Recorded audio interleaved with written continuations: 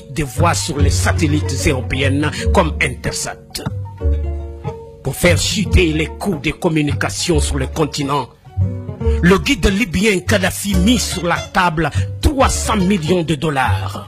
La Banque africaine de développement BAD 500 millions. La Banque ouest-africaine de développement 27 millions. Et si, depuis le 26 décembre 2007, le tout premier satellite de communication de l'histoire de notre continent est effectif, et d'autres satellites étaient en vue pour concurrencer les meilleurs du monde à un coût 10 fois inférieur. Voilà comment un geste symbolique de 300 millions offertes par Kadhafi change la vie de tout un continent.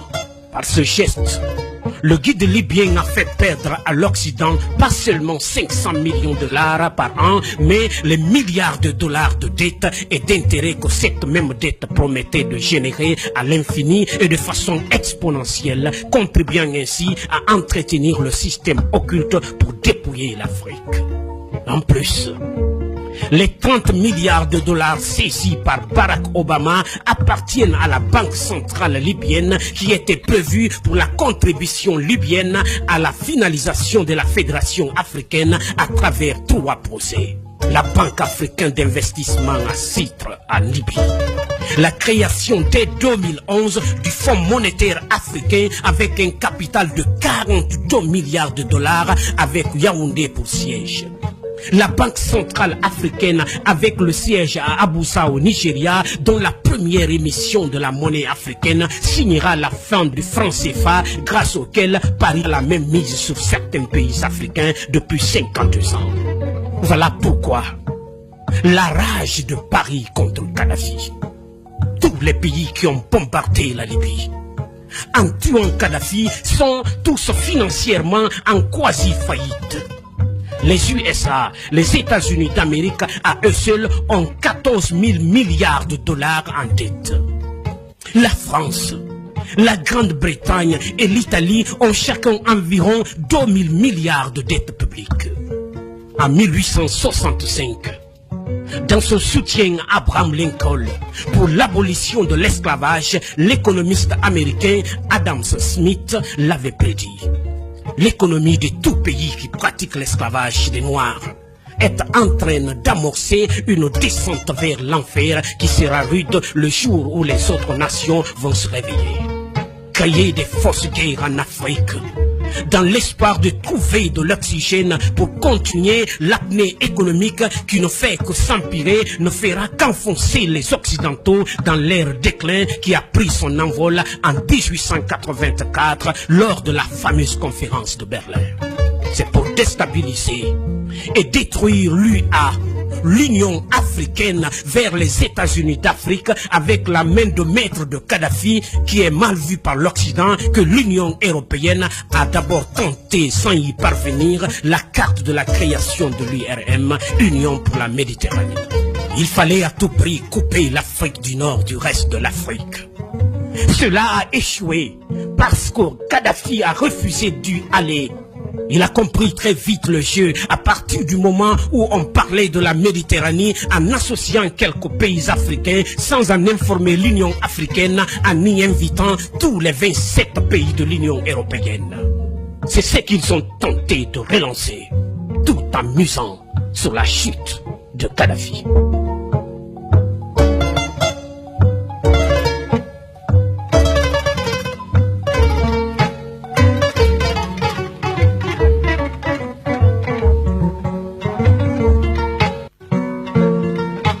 Faut signaler, c'est que les dirigeants africains ne comprennent pas et que tant que ce sera l'Union européenne qui finance l'Union africaine, on sera toujours au point de départ. Car dans ces conditions, il n'y aura pas d'effective indépendance. C'est dans le même sens que l'Union européenne encourage et finance les regroupements régionaux en Afrique. C'est ce que Lincoln avait combattu dans la guerre de sécession aux États-Unis, parce qu'à partir du moment où un groupe de pays se regroupe autour d'une organisation politique régionale, cela ne peut que fragiliser l'organe central. C'est ce que l'Europe voulait, Et c'est ce que les dirigeants africains n'ont pas compris en créant coup sur coup la COMESA, l'UDEAC, la SADC et le Grand Maghreb qui n'a jamais fonctionné, encore une fois grâce à Kadhafi qui l'avait très bien compris. Ceux qui prétendent qu'ils exportent la démocratie sont-ils des démocrates? Et si la Libye de Kadhafi était plus démocratique que les USA, la France, la Grande-Bretagne et tous ceux qui ont fait la guerre pour exporter la démocratie en Libye? Le 19 mars 2003, le président George Bush lance les bombes sur la tête des Irakiennes avec le prétexte d'y exporter la démocratie. Le 19 mars 2011, c'est-à-dire 8 ans plus tard, et jour pour jour, c'est le président français Sarkozy qui lance ses bombes sur la tête des Libyens avec le même prétexte de leur offrir la démocratie. Monsieur Obama, prix Nobel de la paix 2009 et président des États-Unis d'Amérique pour justifier qu'il procède à un déferlement de missiles, crise de ses sous-marins sur la tête des Libyens, a dit que c'était pour chasser le dictateur Kadhafi du pouvoir et y instaurer la démocratie. La question que tout être humain doté de la moindre capacité intellectuelle du genre et d'appréciation ne peut s'empêcher de se poser est: ces pays comme la France, l'Angleterre, les États-Unis, l'Italie, la Norvège, le Danemark, la Pologne, dont la légitimité pour aller bombarder les Libyens était sur le seul fait de s'être autoproclamés pays démocratiques, sont-ils réellement démocratiques? Si oui, sont-ils plus démocratiques que la Libye de Kadhafi? La réponse sans équivoque est non. Pour la simple et bonne raison que la démocratie n'existe pas. Et ce n'est pas moi qui l'affirme, mais celui-là même dont la ville natale Genève abrite l'essentiel du commandement des Nations Unies. Il s'agit bien entendu de Jean-Jacques Rousseau, né à Genève en 1712, qui affirme dans le chapitre 4 du livre 3 de son très célèbre ouvrage du contrat social que il n'a jamais existé de véritable démocratie et il n'en existera jamais.